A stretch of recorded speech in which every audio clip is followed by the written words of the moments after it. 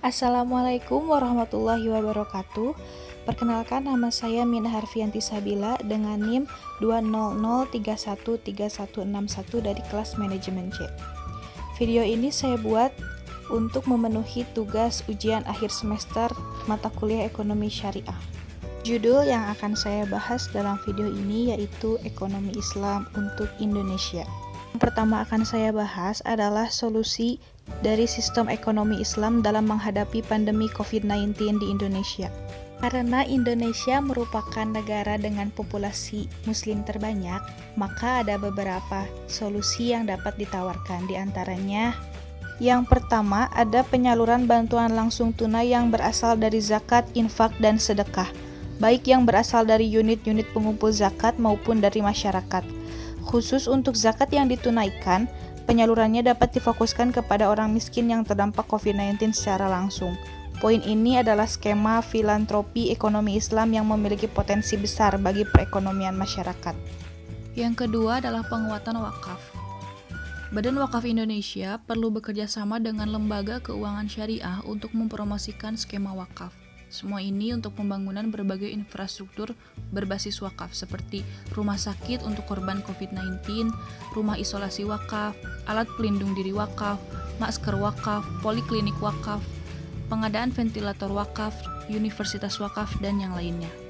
Manajemen wakaf harus dilakukan secara profesional, sehingga wakaf dapat dimanfaatkan secara berkelanjutan. Dan yang ketiga ada bantuan modal usaha unggulan saat krisis. Di tengah-tengah krisis, tidak sedikit sektor usaha atau usaha mikro kecil menengah yang berjuang agar tetap eksis.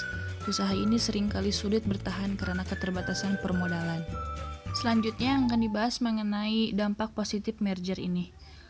Jadi, merger BSI berdampak positif pada bank dan nasabah secara tak langsung.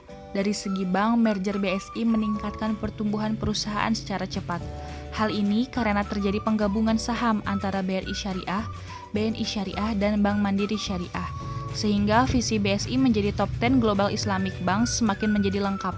Selain itu, merger BSI juga berpeluang meningkatkan likuiditas.